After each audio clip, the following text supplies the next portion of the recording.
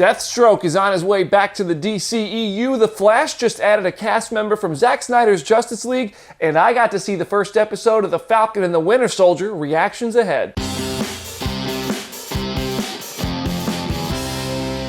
BD here with your second printing of the week's biggest issues at Comicbook.com, and the Zack Snyder's Justice League hype train has officially left the station. Honestly, it did a long time ago, and now it's the hype bandwagon. I'm all in.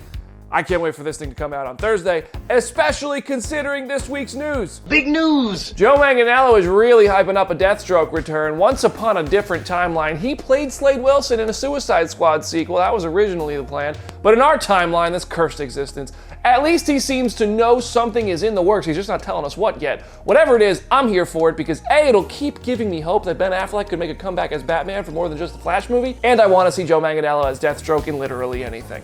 It's too late, but I want it that way. Speaking of comebacks for the Flash movie, Kiersey Clemons is reprising her role as Iris West in the DCEU for that movie. This actress was cut from Justice League after Joss Whedon's version. It's seemingly cut all the best parts that Zack put together for some reason. So after we get to meet Kiersey's version of the character on Thursday, we will see her again down the road in another movie. Very exciting. It's just starting to feel, based on how everybody's talking, that Zack Snyder's DCEU time might not be through yet, and as a huge fan of Man of Steel, I love Batman vs. Superman Ultimate Edition, and I love his version of Joe. Can't say that yet. Anyway, I went ahead and I asked J.K. Simmons if he'd play Commissioner Gordon again.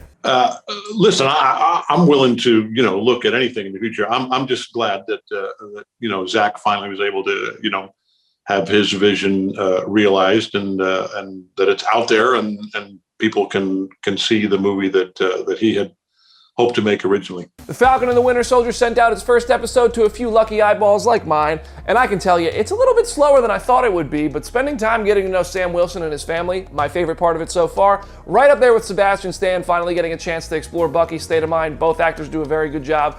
Don't want to say too much more than that. I just hope this one ends up delivering a bit more as it goes, because the first episode certainly wasn't bad by any means. It was pretty good, but it was just a little uneventful as it had the big task of setting the stage for the whole series, and I really do look forward to what's coming next. Don't say it! Don't you say it! You left. Come on! I talked with WandaVision writer Jack Schaefer and director Matt Shakman this week, and it sounds like that show definitely may have had to rush things a bit. Now, they didn't say that. That's just how I'm interpreting the fact that the original plan was to release 3 episodes on day 1, but episode 3 had to be held back a week just so the finale could have time to get finished. And when asked if Doctor Strange was ever going to appear, Schaefer didn't say no. She just said, that's how the chips fell.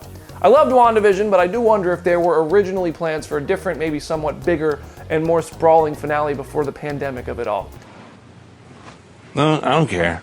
If you're down to talk about Marvel some more, I had WandaVision director Matt Shakman live on the Phase Zero podcast on Friday, and we went through all the questions you still might have. So go give us a listen on any major podcast platform. I hope it's worth your time. Let me know in the comments if you enjoy. That's your second printing of the week's biggest issues at Comicbook.com. And if you want to talk more right now, hit me up on Instagram at BrandonDavisBD and head over to Comicbook.com for more updates. I'm BD. I'll see you there.